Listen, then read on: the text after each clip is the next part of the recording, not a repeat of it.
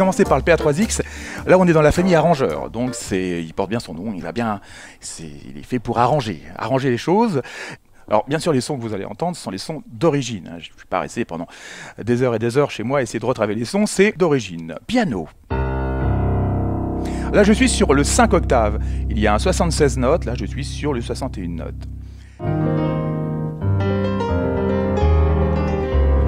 Ce son qui est d'origine, c'est-à-dire que quand je l'annume, j'ai ce son. C'est sympa, mais j'aimerais bien lui donner un petit peu plus de vie à ce son de piano. Et il y a un petit bouton qui s'appelle assignation A. Et si vous avez un client, il va me dire, ouais, ce son est très bien, mais un petit peu trop brillant, je l'aimerais un petit peu plus classique. Alors là, vous allez dire, attends, alors dedans, il y a... Non, ça va être très simple, je vais descendre mon curseur, je vais lui donner un son beaucoup plus sourd, beaucoup plus feutré.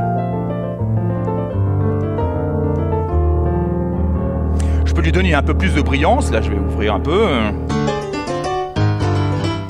Donc tout ça se fait très très simplement, donc ça me permet tout de suite de flasher cette sonorité de piano qui est souvent la sonorité la plus demandée, entre autres quand on veut un clavier, de pouvoir avoir donc un étalage assez large sur ce son de piano. On va passer quelques exemples, entre autres sur le piano électrique. Et là, on va avoir ce son de piano électrique, sauf que moi, ce qui m'intéresse, c'est pas avoir un son trop bon, parce que moi, j'ai un vieux Fender à la maison, ça sonne pas comme ça, hein. Je veux dire, il est vraiment fatigué, mais c'est le son que j'aime bien. Et pour le fatiguer, chez Korg, ils ont rajouté, entre autres, ça. D'avoir la mécanique. Alors bien sûr, chaque note a un échantillon différent, qui me permet vraiment d'avoir un peu plus de vie. Alors, à quoi ça sert d'avoir ça? Je vais pouvoir le mixer avec mon son de piano. Et d'avoir cette mécanique.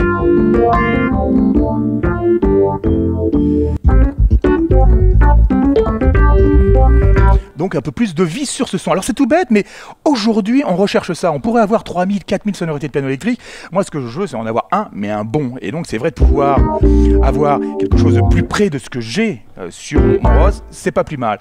Il y a aussi les violons, on va en parler aussi. Les violons c'est souvent la troisième sonorité que l'on désire, donc en ensemble de violons. Là chez Korg, c'est encore une fois comme le piano électrique, on peut travailler en multicouches. C'est-à-dire que très simple, un échantillon et je peux en avoir 16, qui veut dire que suivant la force que je vais prendre sur mon clavier, je vais aller choper en fin de compte l'échantillon qui m'intéresse. Alors si je le travaille légèrement, je vais avoir ça.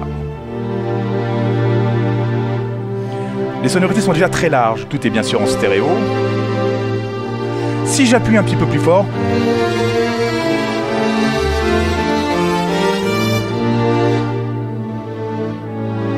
lui donner un peu plus de vie, c'est ce qu'on veut aujourd'hui sur un produit. Avoir le son en direct, c'est bien, mais si je peux le gondoler comme si j'avais des vrais violons, alors que...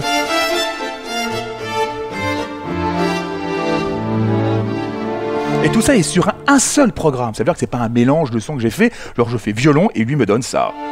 Je peux maintenant le travailler en articulation, ça veut dire que je vais, avec les petits boutons que j'ai à côté, là, pouvoir isoler dans mes 16 ou mes 12 échantillons que j'aurais mis, un échantillon. Ça veut dire que je peux avoir tout le monde, mais si j'appuie ici,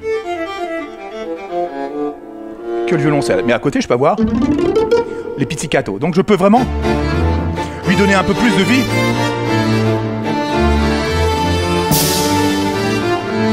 Oui, un peu de monde derrière aussi.